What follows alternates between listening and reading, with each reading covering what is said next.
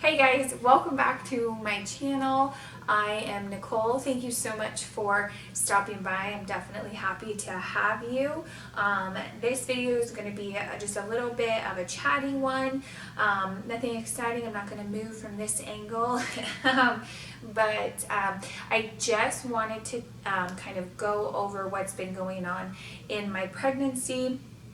Kind of catch everybody up because I am new to YouTube, and I know it's kind of nice to get to know people, but this pregnancy has been quite dramatic, to say the least.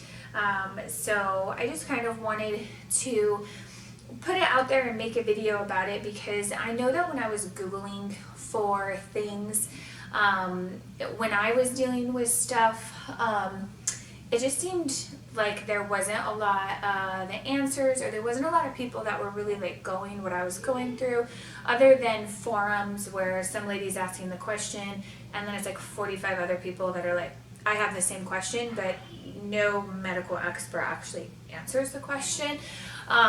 So it just got really frustrating. So anyways, I just wanted to do a little chatty video today and kind of go through the timeline up to today, because I did have something happen just a couple days ago, and that was a little bit of a scare as well. So anyways, if you are new to my channel, please hit the subscribe and like button. Let me know that you're here. Feel free to leave any questions or comments below in the comment section. I'd be happy to get back to those for you. And yes, if you're new here, my name is Nicole. I'm a mom to 3 children. My oldest is 14, almost 15. My daughter is my middle child. She is 12. I have a little one named Cameron. And then I am 34 weeks pregnant tomorrow, but I will be 34 weeks by the time that this video goes up, with baby number 4, and she is a little girl. So going kind of back to the beginning, I've actually had this happen twice. So my son, my youngest, is 5 years old, and I actually was pregnant about 1.5 years before, something like that, before I got pregnant with him. And I did have a miscarriage at 11 weeks, but I didn't find out until I was at my 14-week appointment, and it just so happened to be on my birthday, and I was all by myself. So it was not like not that it would ever be a good experience, but it was not fun. But you know, when you do have a miscarriage, it definitely makes you approach pregnancy a little bit different, regardless of the circumstances. I think it always kind of comes with its own baggage, that you're consistently carrying around, just this worry, this fear, and all of that, and just this heightened awareness of what could go wrong. Let me just get back a little because I need to lean. So yes, and then also because I had no signs that I was miscarrying, I wasn't bleeding, I didn't have anything, the baby was too small to be moving, but yeah, I went for my 14-week checkup, and that baby had passed away 3 weeks earlier is what she had measured. So I had a D&C and recovered from that just fine, and then I got pregnant with my son. And I don't know if I have, I don't know, I'm very aware of my periods, I guess. So, you know, when I know when it's coming, I can kind of tell, I feel like about a week ahead of time, and I knew that I was pregnant. And so I took a pregnancy test, just a dollar store pregnancy test at work, and it had the faintest of lines. So called my OB doctor, and you know, they always go off of your last period, and then they schedule you for an 8-week appointment, so that when you're 8 weeks, you're coming in, they can see the baby on the monitor when they do an ultrasound. So they had scheduled me according to their calculations of what would put me at 8 weeks. I went in for the appointment, and there was only, I can't even think now, the black circle. That was it. That was the only thing. There was nothing inside of it. So she told me that it was most likely another miscarriage, that the baby had started, but then must have passed away and was going to be on its way out soon. So I was devastated, of course. But then what they do is they want to measure your HCG levels, because at the rate that they increase, they can measure them within 3 days of each other, and they should go up if you're still pregnant, or they will go down if you're no longer pregnant. So I had to wait for my blood to be taken, got my blood. Obviously my son is here, so everything was fine. So since we're talking about this baby, I will jump to this one. The exact same thing happened, except I had a new doctor, and she is great, but when I went in, I got a different doctor, and she was very rude. So I was having slight bleeding. I was only expected to be about 7 weeks, and they said that they should still be able to pick something up on the ultrasound machine. So I went in to my OB doctor. She wasn't available. This other doctor was available, and I couldn't believe the words that came out of her mouth. So I'm there on the ultrasound machine, and they do this one, kind of up the hoo-ha for your first one, because the baby's so tiny. And so I'm sitting there, very vulnerable, and she only looked around for like a second. I mean, it was really only a few seconds. Okay, I was interrupted. Try to remember where I was. So she only looked around for like a couple of seconds, and then she's like, yeah, there's no baby. And she's like, so, looks like it's a miscarriage, and just very nonchalant, like, oh, well, on to the next. And she, I was sitting there like in shock, because she just like put it in, looked around, pulled it out, and she was like, yeah, there's no baby, so most likely it's a miscarriage, and the good thing is that you can try again. And I just kind of looked at her like, okay. And she looks at me and she says to me, what? It's not like it's a mass murder or something. I mean, you can try again. Kid you not, that's what this woman said to me. I was in such shock, no words came out of my mouth. I got dressed, I walked out. It was the same thing. I had to go get my blood taken so they can measure my HCG. Measured it, went back 3 days later, measured it again, and then I get the results. That was like a Friday, so I had to wait until Sunday, or Monday. And I get the results, and everything was fine. Even so much so with my son, they had said that I wasn't as far along as I thought, but with this one, they were like, nope, you were right on. So everything was good to go. And then, obviously my youngest is 5 years old. Now, when I was pregnant with him, they did not perform these tests anymore. And I'm sorry, I do not know the name of it. I just know what happens at your 12-week appointment. So I went in for my 12-week appointment. Everything was fine. Baby's heartbeat was good. They sent me downstairs to the ultrasound room area, and it's an anatomy scan, I guess, and blood work. I didn't know what it was for. I was not informed what it was for. I was told that they were offering additional testing. I've never wanted additional testing. I always feel like God will do what God will do, and the baby is going to be what the baby will be, and that's it. That's my personal take on it. I judge nobody who does anything different. That is just my personal viewpoint on it. I also don't like to worry. So I did not know that's what they were doing. So I went in, I had the anatomy scan, everything looked good. And then they pricked my finger and put it on like 4 little circles. And sent it off. Again, no, I didn't know what it was. So I get a call. I was actually in a store with my friend with 2 of her kids and 2 of my kids.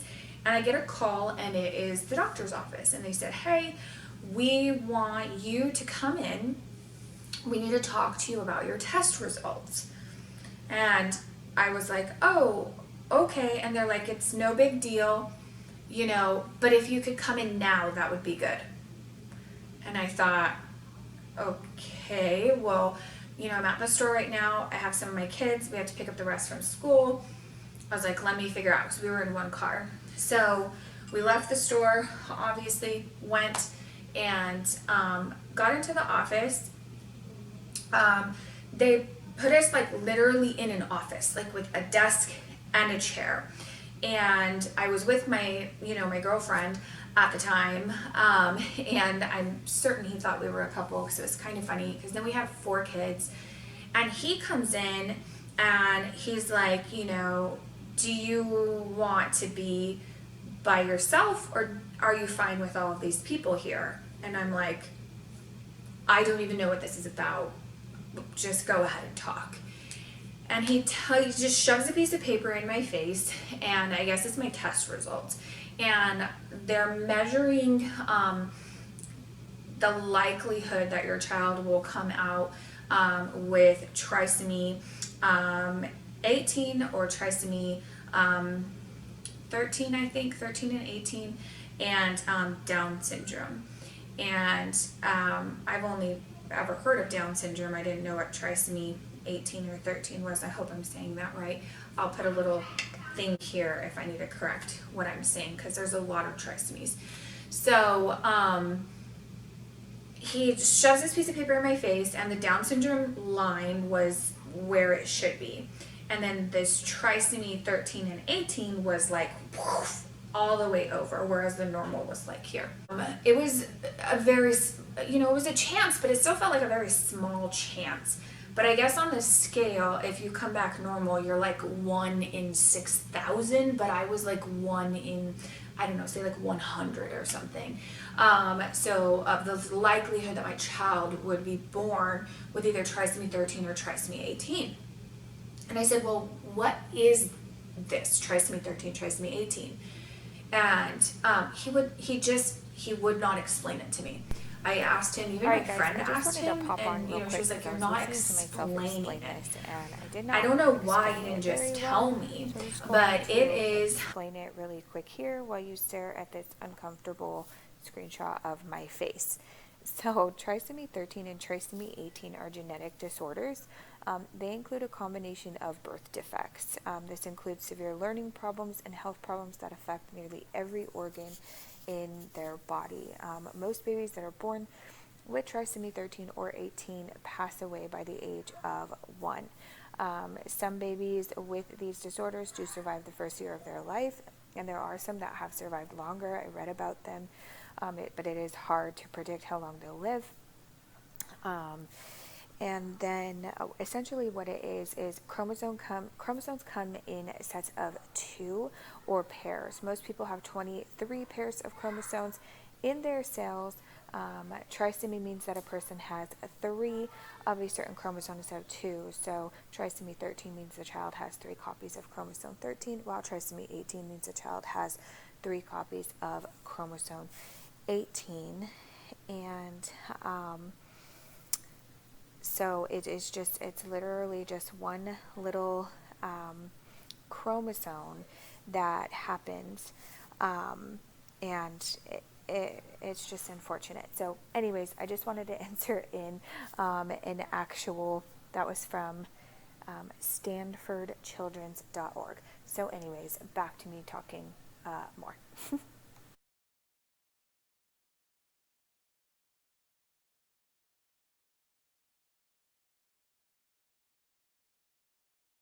You know, I read a lot about it, and I was like, you know, okay. I was like, well, if, you know, that's how my baby is born, then that's how my baby is born. And he was like pushing abortion, and not very subtly either. You know, he's like, well, you know, the chances of the survival and, you know, the chances at a good life and like all, and I'm just like, you know, like, and he like wanted me to like sign on a piece of paper, like making my decision. And he was like, you know, what you can do if you want, he's like, you can take this test. You have two options. One is a CVS, not the store, CVS, and the other is the amniocentesis. He says if you do this CVS, we need to do it now because you can't do it past, I think, 14 weeks. And if we do the amniocentesis, we need to wait. And the amniocentesis tests for more genetic disorders than the CVS, but the CVS will let us know if the baby has the trisomy. So I was like, you know, can I think about it? And he was like, sure. So he said he was going to schedule me some additional ultrasounds, and that is why I have so many ultrasounds, which I'm grateful for. I like seeing the baby. So anyhow, I prayed about it, I thought about it, and I wasn't going to change my decision to carry on with the pregnancy, with the results, but it would allow me to prepare in a different way if I was going to have a child that needed special attention.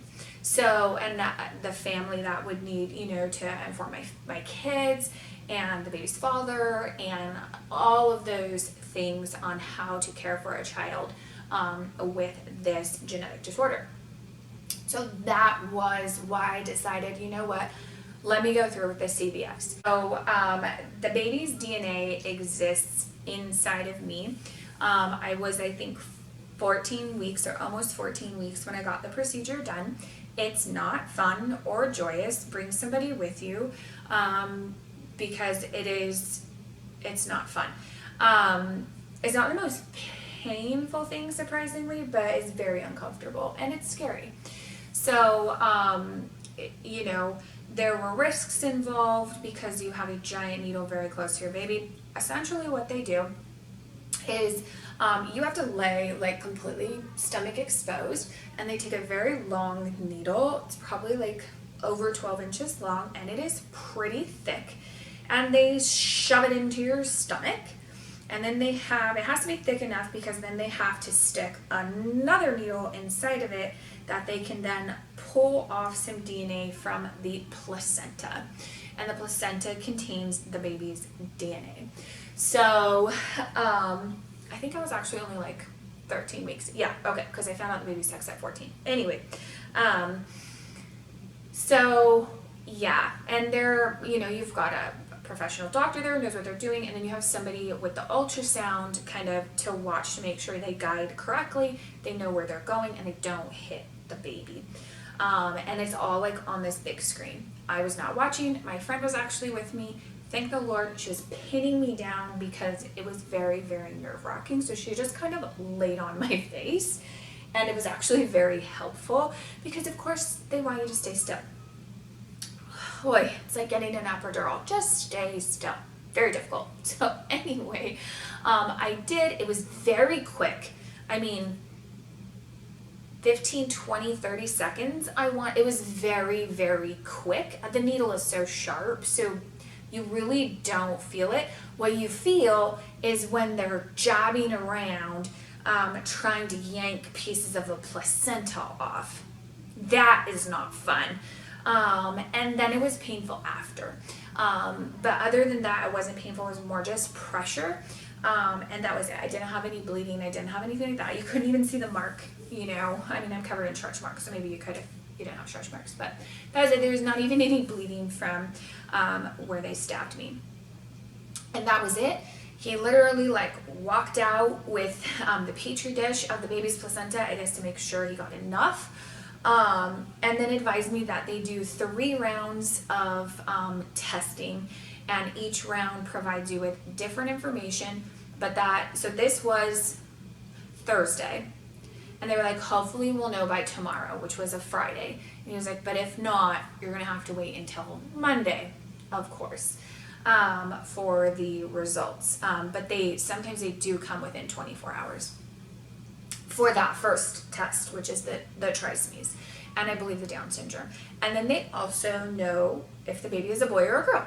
So it's super exciting. I was actually really hoping to wait to find out what the baby was. My friend was going to do like a surprise, but with all of the drama that was going on, I just wanted to know. And I had a feeling she was a girl. So the doctor was so sweet. He called me Sunday and he was like, I have your results.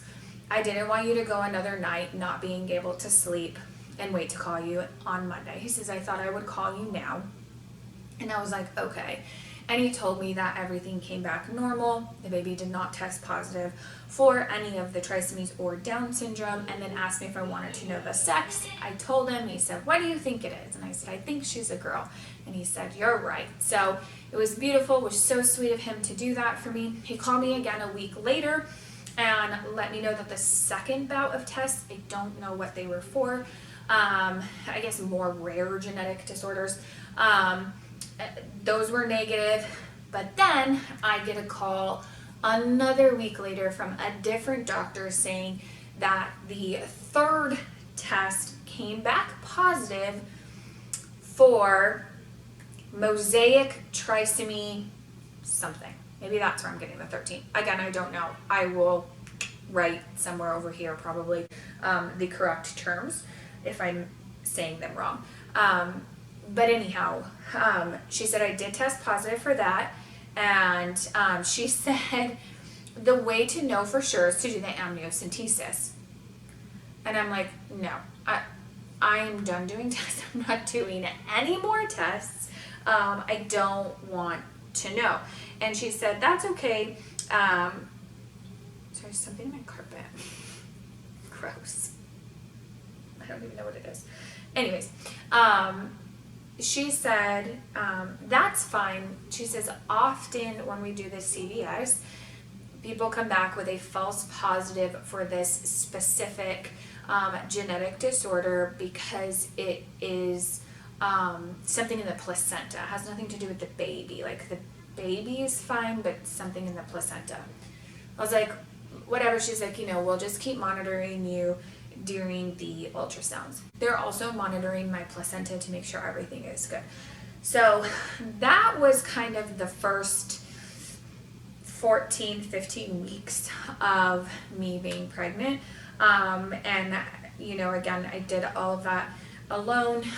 So, it just extra sucked. But I'm very grateful to my Father above who, allowed those tests to come back negative. So you really never know. I would have never asked to have those tests done. That was a lot of drama for nothing.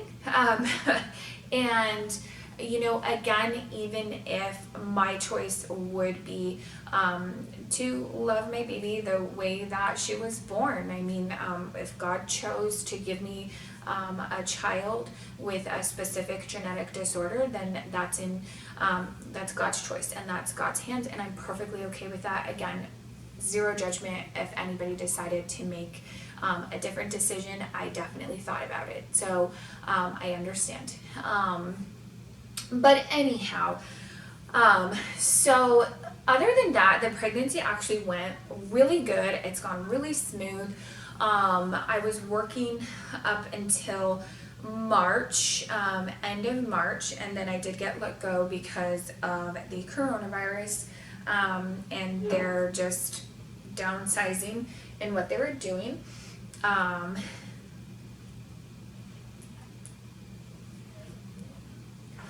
And so that was very emotional and very scary, but again, thank the Lord, there's a lot of help, at least in my situation. So I'm very grateful for this opportunity that I get to be home with my kids. I've never been a stay-at-home mom. I've never had the ability to be a stay-at-home mom, other than maybe like a couple weeks at a time in between jobs, or when I had my kids, I got to stay home with them for like a little bit. But I've always worked. And worked multiple jobs, 60 hours a week if I needed to. So to be home with my kids, I feel, pardon me, now I have the hiccups. I feel truly, truly blessed. I understand that that's not everybody's situation, and that it is tough for a lot of people. For me right now, it's just mentally tough, and I'm grateful that that's all I'm dealing with. So I will go back to work after the baby is born. I don't know doing what, but we'll explore that when we get there. So, anyways, the weeks that followed, other than emotionally, I mean, the baby was doing great. I wasn't, I had morning sickness up until about week 13. Couldn't really eat anything, which is pretty normal for me.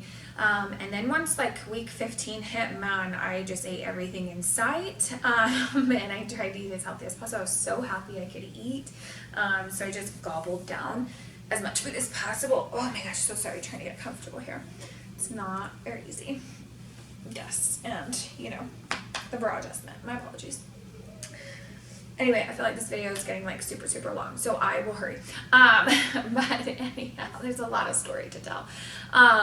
So anyhow, the weeks that followed were great. The pregnancy went really great. I did choose, and you know, people may scoff at this, and that's perfectly fine. We are all allowed to make our own decisions.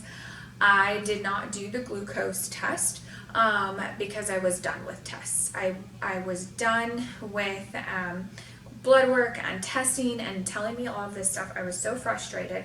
Plus, if you have gestational diabetes, they just monitor you more. And I was already getting monitored, and that's what my doctor told me. When I told her, I said, I just can't handle any emotion, like any more testing. I really can't. I've already been through so much emotionally outside of the pregnancy in the last few months. I mentally can't handle anymore. So I did make that decision. They still took my blood because they wanted to measure other things, and they decided to just measure my glucose levels anyways, which was fine.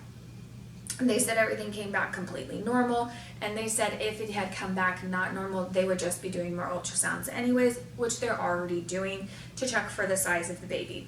So, you know, I was like, great. My doctor understood. And so I did not do that test. I think that happens between like 25 and 28 weeks. And I did not do that test. So, but so far blood work has all come back completely normal. And good. So that was fine. Weight gain has been fine. Everything else has been fine. In the last couple of weeks, I definitely feel pregnant. I did the video at 30 weeks. It's just getting super tight right now. I did the video at 30 weeks, and that was, you know, right when you know, she's definitely getting bigger. She's taking up all of my room. I was dealing with really bad heartburn, but I'm on medication for that, so that's working well. But anyhow, I have been contracting, whether they're real contractions or Braxton Hicks contractions, for pretty much the last 4 weeks. And it's a pain, because, you know, they'll happen when I stand up or when I sit down, or whether I'm resting or whether I'm walking. Doesn't seem to be like a pattern to them. But most recently, what happened was on, let's see, today is Wednesday. So this was Monday, which was after the video that I made. That's why that video is so short, the last video that I made.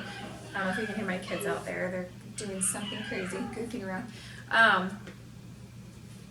But I ended up having to go to the women's center. I started noticing that I was having like consistent contractions, and they were lasting a pretty long time. Braxton Hicks don't usually last very long, or so I've read.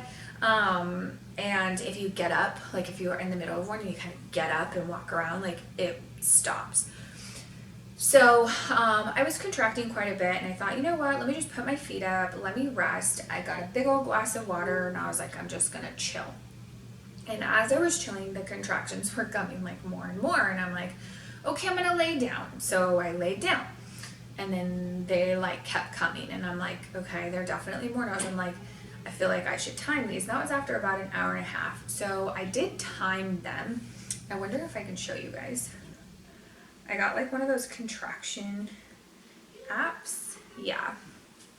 So I don't know if it's gonna show you or if you're even gonna be able to see that. But they were coming every 2 to 3 minutes. There was like 1 or 2 that was like 6 minutes, and I think I had just missed because I had gotten up and I had to pee. So, you know, I don't know. But I sat there for about an hour and a half and monitored them. And my app kept telling me, like, you need to go in. And oh my gosh, this is my 4th baby. I've gone into the women's center so many times and been sent home. It's frustrating. Regardless, go. Because, you know, I get it. They're not the nicest. They always dismiss you. Hold on. Okay, kids are getting a little crazy. Anyways, so I totally get it. They can feel like super dismissive. They feel like, you know, you're just another pregnant mom going in that thinks that she's in labor. At least that's how I feel. And it can be very frustrating because they really do treat you like that. And it's very annoying. So I was really trying to hold off. And but when I had looked at the clock, I had been contracting for about 2.5 hours pretty consistently, but monitoring them for about an hour and 15 minutes or so. And they were starting to take my breath away. So I was getting up and I was walking around. I was like, you know, maybe they'll stop. It was just drinking a ton of water because that's like one of the number 1 causes for Braxton Hicks contractions is dehydration. And we live in Arizona. You need a ton of water here. So I'm walking around and I kept having to kind of like stop and like rock my body, and I'm like, oh my gosh, like this is too early. As much as I'm done with the pregnancy, I don't want her out because, you know, I know she's safer inside right now. But I'm like, you know, this is kind of crazy. So called my son's dad. He came over. It was about 9:45 at night. And he came over to stay with my kids because nobody can go with you to triage anyway. So I drove myself. My mom lives way too far away, but she was on call. She had her phone by her. And I went in. They got me right in. All right, momentary mommy pause because Cameron, I guess, fell and got hurt. So he needs mommy. Anyhow, so they hooked me up to the monitor, the contraction monitor and the baby heart rate monitor. And I knew she was fine because she was very, very wiggly, which I guess is something that is not common. Just through reading, I've seen that it's not common when you're actually in labor. So, anyhow, they hooked me up, and for like the first 10 minutes, there was only a couple of contractions. But yeah, after about 10 minutes, they were about 1.5 minutes to 2 minutes apart, and they were monitoring on the screen, and they were actually starting to get quite painful. I could feel them really bad in my lower back, and then in my lower abdomen on the front left side was really hurting as well. And I was kind of having to like hold the side and like breathe through them. She also measured me when I got in, and I was 1 centimeter, which is where I was when I went in like 2 weeks ago. So that was fine. The contractions weren't doing anything, which was okay. And she just was monitoring me. My blood pressure was a little bit high, not too bad. It was like 134/80 or something like that. So it was elevated, but not considered high. But anyhow, so just sat there and monitoring. She did come in and she took like 7 vials of blood from me. I don't know what for. And then she had done what is that test called? So she had said, or she had asked the doctor, I heard her ask the doctor if she wanted her to do this FFN test. It is a fetal fibronectin test. Apparently when you are going to labor, your body produces a certain kind of protein, and it can be found like in your cervix. But they have to do the test like before anybody touches you. You can't have had sex. Like there's all kinds of rules to it. So she did do the test, which I knew that from the last time. She did the test before she checked me, but she's like, you know, we'll see if the doctor wants you to send it off. However, the last time that I had almost went into the women's center, my doctor asked them to do that test, if I did have to go and just do that test. So she came back, she said the doctor was like, no, don't do it. I advised her that my doctor said to do it, so they sent it off. But while they sent this off and while they sent the blood work off, my blood pressure was elevating. She figured it was because of the pain, but she wanted to monitor it. And then the contractions were just very consistent. Like I said, they were getting more painful, and I was sitting there, I was chugging water, but they did not stop. So she goes, I'm going to give you a shot to stop your labor. And I was like, okay. And it's called Terbutaline, and they can give you, I guess, like up to a certain amount of doses in a certain amount of time. But it's just a shot. She had to do it in the back of my arm. And the shot didn't hurt, but the medication was not very comfortable. And she says, you know, if this doesn't slow your contractions down within a few minutes, I need to give you another shot. I'm like, okay. She's like, by the way, it's going to make your heart race. And I'm like, great. So it did. It did not make me feel very good. I was very shaky. My heart was racing. I just kind of felt almost like drunk a little bit. And my contractions went to about every 3 minutes. So she came back and she's like, I need to give you the second dose. So she does a shot in this arm. And then my heart was like extra beating. I mean, even like it was reading my pulse, and it was like sending, like it was, the alarms were going off because my pulse was so high. She didn't seem concerned. I was like 122. But it was very uncomfortable, and I didn't like it at all. But the contractions then were like sporadic. Like some were 2 minutes apart, and then I would go like 6 minutes and I wouldn't have one. And then there'd be like, you know, 1, 2, or 3, and then I would go 10 minutes. So she came back in.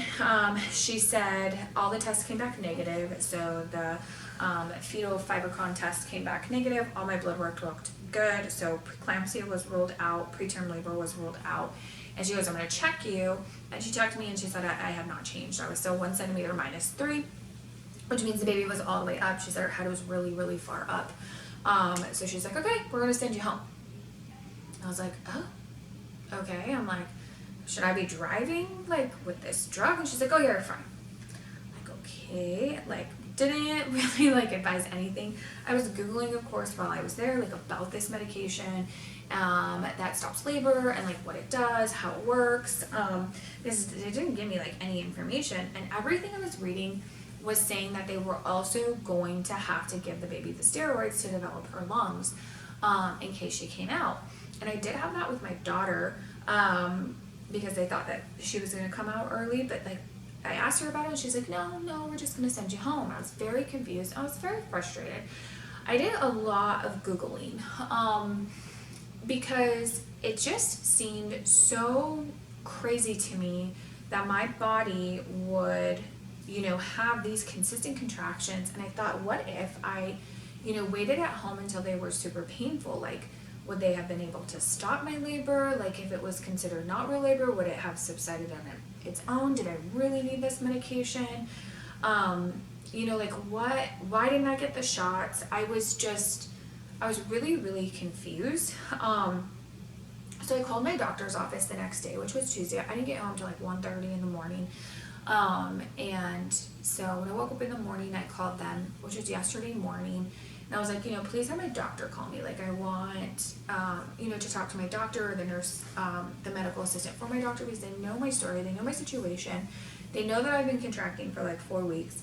And then I have this happen. I'm like, am I going to have this baby early? Like, do I need to get my stuff ready or what? And so another medical assistant had called me and let me know that the doctor wasn't in until today. And that she would, you know, she was very sweet. She talked to me and she says, you know, like, I understand the frustration and you just kind of feel like you were dismissed and they didn't really give you any answers. And I'm like, yes, exactly. So, you know, she told me to just, you know, pay attention, because again, if your contractions are about every 2 minutes and it's just going to be false again, it's like, well, good Lord, like, how close do they need to be together before I actually go in? It's like, it gets to a point where it's scary and you just like, you don't know, and you don't want to go in again to be sent home again. Oh, that was just frustrating. So anyways, my medical assistant called, my doctor's medical assistant, not mine, called me today. She was so very sweet. She said that she spoke to the doctor and that my doctor wanted me to know that what they did was correct. And the reason that they did not give me the steroid injections for the baby was because the preterm test came back negative. And when your preterm labor test comes back negative, the likelihood that you're going to go into labor within the next 2 weeks is minimal, and they don't want to give you that steroid shot if you're going to have the baby in longer than 2 weeks. Get up real quick, I gotta move my leg, it's falling asleep. Oh my gosh, I can't feel it at all. That's gonna suck. It's gonna start tingling, all kinds of stuff. So anyhow, you know, and she said, you know, that because I've just been having so many Braxton Hicks contractions that, you know, unfortunately that's just what my body is doing and is going to do. And, you know, that if it happens again, that please go back in, and not to hesitate to go back in, you know, even though they can kind of be, you know, a little dismissive. So anyways, that brings me to the end, because that was just today that I got that news. So I just wanted to kind of put that out there, you know, and putting those words in the title of my video, because, you know, pregnancy can be such a beautiful, amazing thing, but it can be so worrisome and so scary, especially when you feel like you don't have answers and you feel like you're nobody, and you know, you're just a drama queen, or you're just this, or you know, when somebody rolls their eyes at you, you know, when you have a concern about something, it can be very frustrating.